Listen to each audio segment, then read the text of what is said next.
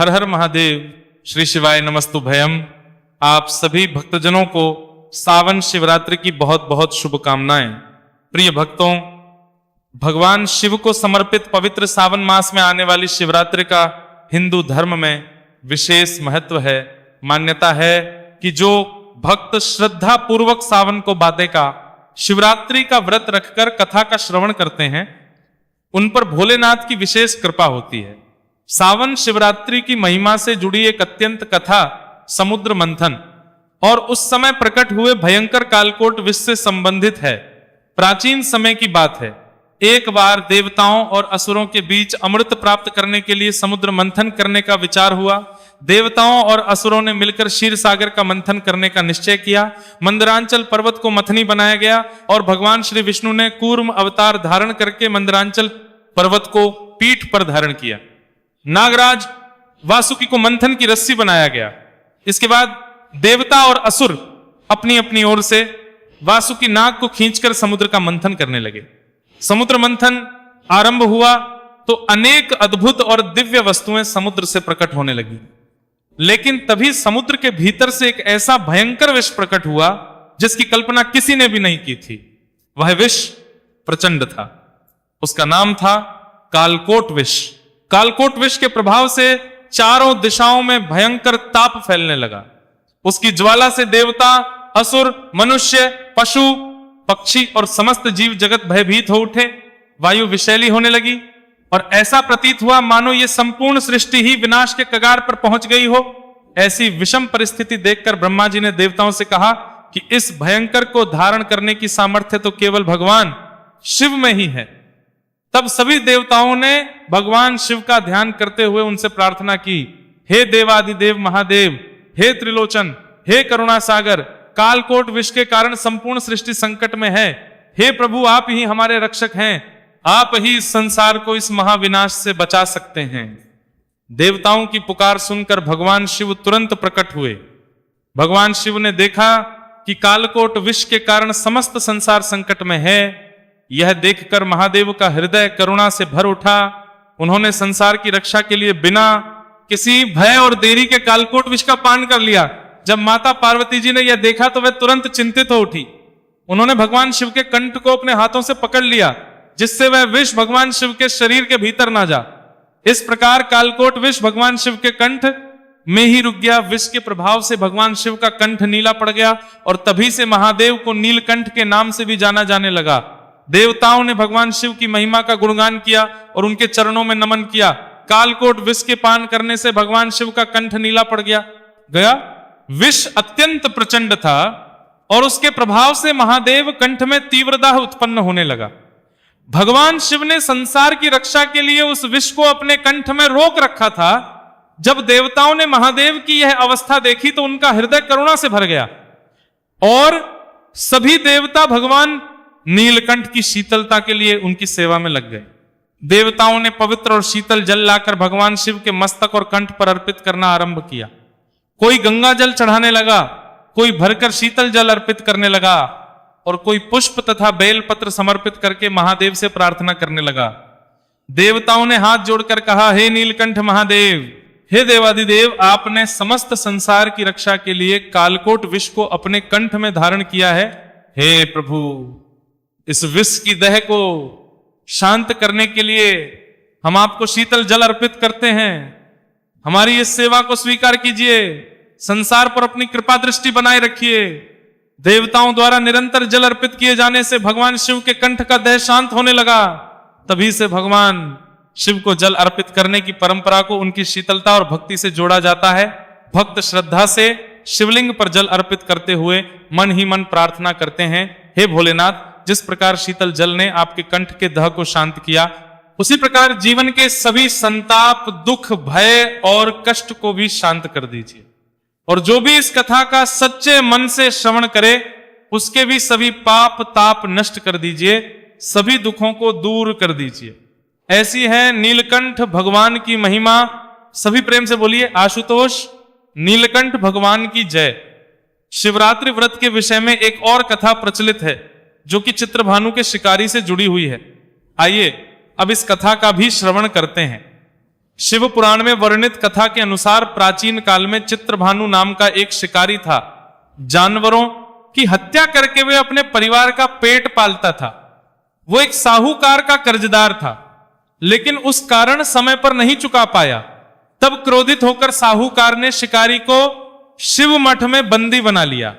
संयोग से उस दिन शिवरात्रि थी, साहूकार के घर पूजा हो रही थी। तब शिकारी भी ध्यानमग्न होकर भगवान शिव संबंधी धार्मिक बातें सुनता रहा।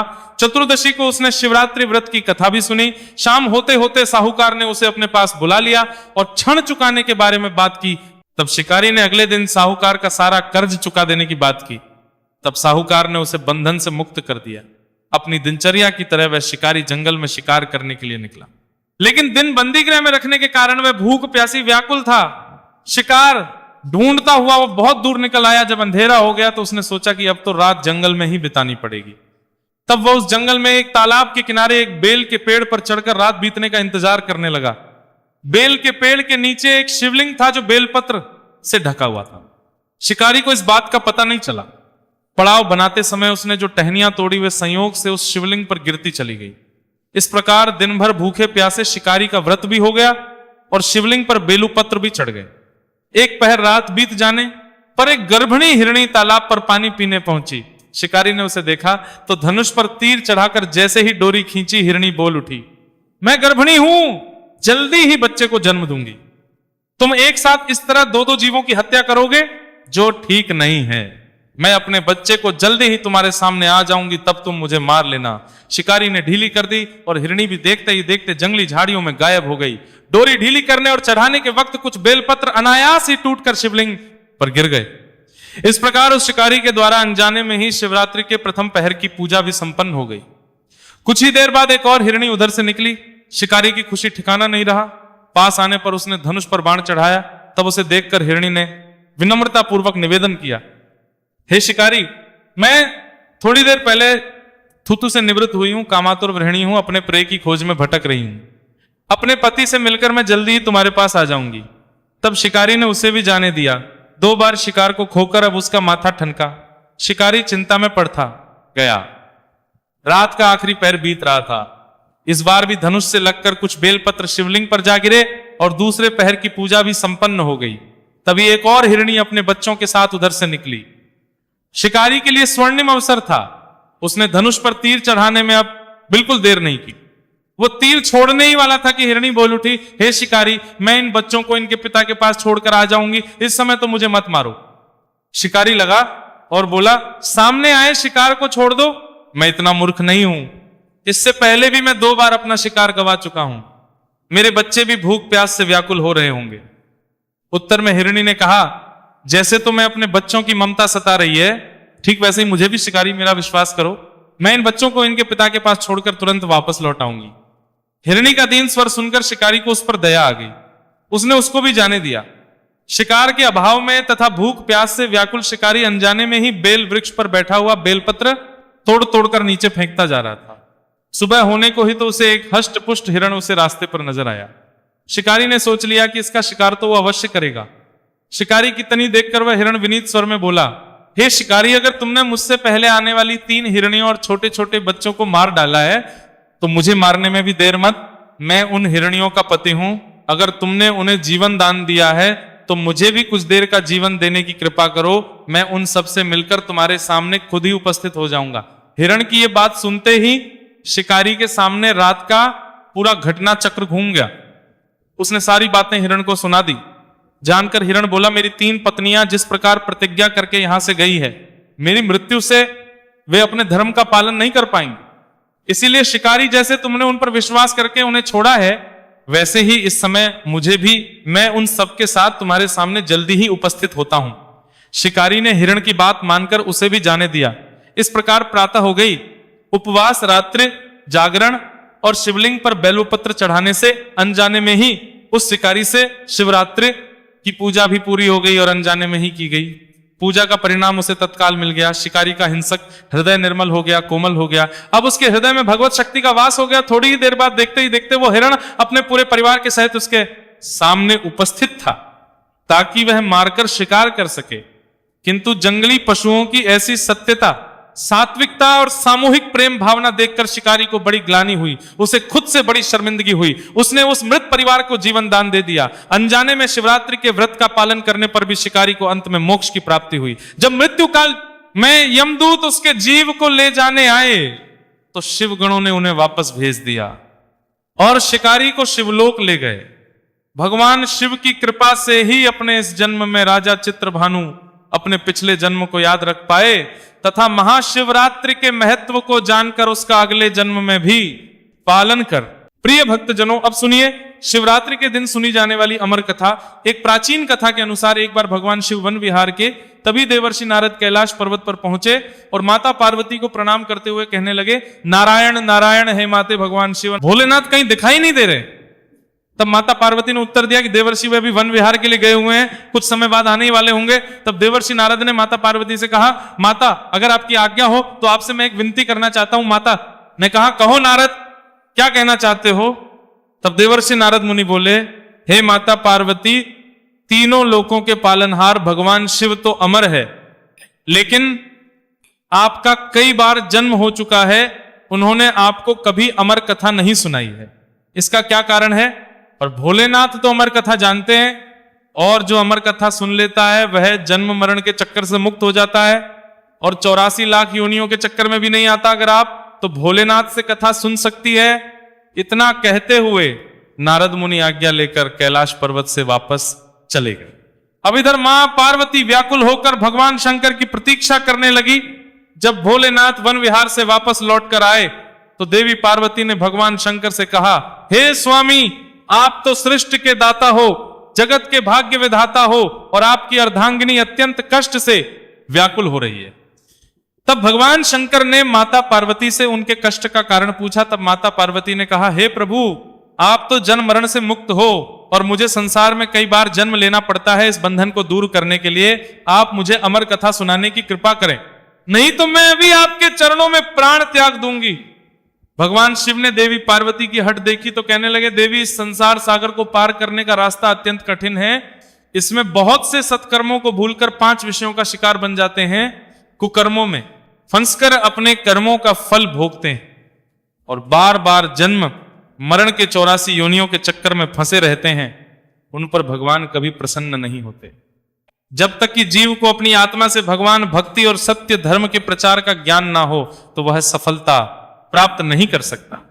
मैं तो शक्ति, भक्ति, सत धर्म के पूर्ण ब्रह्म ज्ञान के द्वारा ही अमर हूं, जन्म मरण से भी मुक्त हूं। देवी, अगर आपके मन में भी यही आशा है तो फिर व्यास गुफा में बैठकर मैं तुम्हें वह अमर कथा सुनाऊंगा।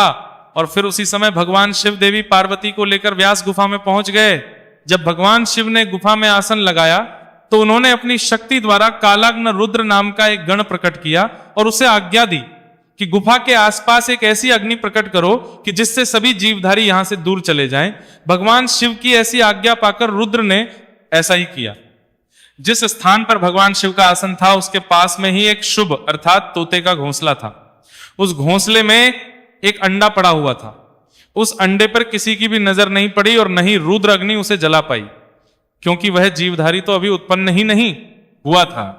परंतु इसके अलावा सब जीवधारी या तो मृत्यु को प्राप्त हो गए या फिर वहां से दूर चले गए। इसके पश्चात भगवान शिव नेत्र बंद करके एकाग्रचित होकर देवी पार्वती को अमर कथा सुनाने लगे। अमर कथा की शक्ति के द्वारा उस अंडे से एक जीव प्रकट हो गया और इधर अमर कथा सुनते सुनते देवी पार्वती को निद्रा आ गई। अब देवी पार्वती के स्थान पर वह शुक्ल पक्षी अमर कथा सुनकर हुंकारा भरने लगा। अमर कथा जब संपूर्ण हुई तब भगवान शिव नेत्र खोली और देवी पार्वती जी से पूछा, क्या आपने अब कथा सुन ली? क्या अब भी आपके मन में कोई शंका है? तब देवी पार्वती ने हाथ जोड़कर क्षमा मांगते हुए भगवान शिव से कहा, हे प्रभु, मुझे क्षमा कीजिए, मैंने अमर कथा पूरी नहीं सुनी। तब भोलेनाथ ने पूछा, तो फिर हुंकारा कौन दे रहा था? देवी पार्वती जी ने कहा, मुझे नहीं पता। तब भगवान शिव ने इधर उधर देखा तो उन्हें शुभ पक्षी ही नजर आया, जो कि प्रभु को देखते ही उड़ गया। तब भगवान शिव उस पक्षी को पीछे पीछे दौड़े। वह शुभ पक्षी उड़ता उड़ता तीनों लोकों में गया, परंतु उसे कहीं भी जगह नहीं मिली।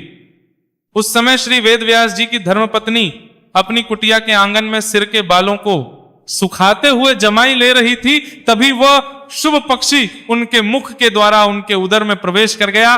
भोलेनाथ रूप बदलकर वहां पहुंचे और जाकर उन्होंने जश्य की पत्नी से कहा, देवी लाओ हमारा पक्षी वापस करो। जश्य पत्नी ने कहा, महाराज देख लो हमारे पास तो कोई पक्षी नहीं है। तब भगवान शिव कहने लगे, वह पक्षी जो अभी अभी तुम्हारे पास आया है और अभी भी तुम्हारे पास है, सिर्फ अपना स्वरूप बदलने के लिए वह तुम्हारे गर्भ में आलोक हो गया है। जब ऋषि पत्नी नहीं मानी तब भगवान शिव ने वेद व्यास जी से कहा कि आपकी पत्नी के मुख द्वारा हमारा पक्षी उनके पेट में चला गया है, आप अपनी पत्नी से पूछ लो उसके पेट में हमारा पक्षी गया है कि नहीं। तब वेद व्यास ने अपनी पत्नी से पूछा कि तुम्हारे पेट में कोई पक्षी गया है क्या? व्यास मुनि की पत्नी कहने लगी, नहीं मैंने तो किसी भी पक्षी को नहीं देखा, लेकिन प्रभु ऐसा अनुभव होता है कि जैसे कोई जीव मेरे पेट में है। व्यास मुनि ने प्रभु से प्रार्थना की, हे महाराज आपका वचन तो सत्य है, परंतु स्त्री के गर्भ से पक्षी भला कैसे निकल सकता है?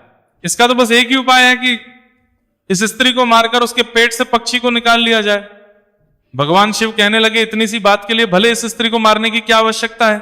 इस नादान स्त्री पर तो हमें बहुत तरस आ रहा है, हमें तो उस शैतान पक्षी पर क्रोध आ रहा है जो अपना स्वरूप बदलने के लिए इस बेचारे स्त्री के गर्भ में आलोप हो गया है। जब वे बाहर आएगा तब हम उसे मार देंगे। व्यास मुनि कहने लगे, हे महाराज इसका क्या उपाय है? आपकी जो इच्छा है वो आप कर सकते हैं। ये शब्द सुनकर शुभ पक्षी शंकर जी के भय से माता के गर्भ से बाहर ही नहीं आया। अब त्रिलोक भी वहीं बैठकर शिव पक्षी के बाहर आने की प्रतीक्षा करने लगे। जब भगवान शिव प्रतीक्षा कर रहे थे तब संसार के सभी कार्य भी रुक गए और इस प्रकार तीनों लोकों में हाहाकार मच गया। अब देवी देवता विचार विमर्श करने लगे कि भगवान शंकर को कैसे वापस लाया जाए। तब देवताओं से आज्ञा पाकर नारद जी व्यास मुनि के द्वार पर शंकर जी के पास पहुंचे और जाकर प्रणाम करके भगवान शंकर से कहने लगे, हे त्रिशूलधारी, हे तीनों लोकों के पालनहार, हे महाकालेश्वर, हे नीलकंठ, हे भोलेनाथ, आपका यहां कैसे आना हुआ? तब शंकर जी कहने लगे, नारद जी ये समस्या आपकी ही पैदा की हुई है और आप मुझसे ही पूछ रहे हैं। शुभ पक्षी व्यास मुनि की पत्नी के गर्भ में आलोक हो गया है, जब वह बाहर आएगा तब मैं उसे मारकर ही वापस आऊंगा। देवर्षि नारद ने कहा, प्रभु आपका तो वचन है कि जो भी अमर कथा सुन लेता है वह अमर हो जाता है, वह के चक्कर से भी मुक्त हो जाता है, और यह शुभ पक्षी भी तो आपसे अमर कथा सुनकर अब अमर हो चुका है। सो अब ये आपके भय से माता के गर्भ से बाहर भी नहीं आ रहा और बेचारी स्त्री को भी कष्ट दे रहा है। इसलिए हे भोलेनाथ इस पक्षी को वरदान देने की कृपा करें, क्योंकि आपने अमर कथा सुनने वाले को अमर हो जाने का वरदान दिया है, और यदि आप इस शुभ पक्षी को मार देंगे तो आपकी अमर कथा भी छोटी हो जाएगी। तब शिव ने उस सुख को अमर हो जाने का वरदान दिया और वे वापस कैलाश पर्वत पर लौट गए और फिर वही सुख व्यास जी के अयोनिज पुत्र बने। गर्भ में ही उन्होंने वेद पुराणों और उपनिषदों का ज्ञान प्राप्त किया और वे अपनी माता के गर्भ में 12 वर्षों तक रहे। तब वेद व्यास जी ने दिव्य दृष्टि से उनसे पूछा कि अच्छा पुत्र तुम बाहर क्यों नहीं आ रहे हो? तब वे बोले, मैं माया के प्रभाव में कहीं पड़ ना जाऊं, इसलिए मैं नहीं आना चाहता। जब तक स्वयं श्री कृष्ण आकर मुझे आश्वासन ना दे दे मैं तब तक गर्भ से बाहर नहीं आऊंगा। तब देवर्षि नारद जी वहां पधारे और उनके कहने पर भगवान श्री कृष्ण स्वयं आकर उन्हें आश्वासन देते हैं कि तुम्हें जन्म लेने के बाद भी माया स्पर्श नहीं कर पाएगी। तब कहीं जाकर सुखदेव अपनी माता के गर्भ से बाहर आए और उन्होंने अपने पिता से भागवत का पूरा ज्ञान भी प्राप्त किया और वही सुखदेव के नाम से विख्यात हुई। अमर कथा की एक और कथा प्रचलित है जो कि भगवान शिव और अमरनाथ गुफा से जुड़ी हुई है। माना जाता है कि अमरनाथ गुफा में कबूतर का जोड़ा रहता है जो आज भी अजर अमर है, क्योंकि उस कबूतर के जोड़े ने भगवान शिव के मुख से अमृत कथा का रसपान किया था, जिसे एक समय देवी पार्वती के पूछने पर भगवान शिव ने उन्हें सुनाया था। तो आइए अब सुनते हैं भगवान शिव और देवी पार्वती के भी संवाद की ये अमर कथा। अमरनाथ गुफा से जुड़ी एक पौराणिक मान्यता है कि भगवान शिव ने देवी पार्वती को इस गुफा में एक ऐसी कथा सुनाई थी जिसमें अमरनाथ की यात्रा और उसके मार्ग में आने वाले अनेक स्थलों का वर्णन था। ये कथा कालांतर में अमर कथा नाम से विख्यात हुई। कहा जाता है कि एक बार देवी पार्वती ने महादेव से पूछा कि प्रभु ऐसा क्यों है कि आप अजर अमर हैं और आपके में पड़ी नरमुंड की माला का रहस्य क्या है? इस पर महादेव ने देवी पार्वती के प्रश्न का उत्तर देना उस समय उचित नहीं समझा, इसलिए उन्होंने उस बात को टालने की कोशिश की, लेकिन देवी पार्वती की लगातार जिद के कारण इस रहस्य को बताना भोलेनाथ ने स्वीकार किया।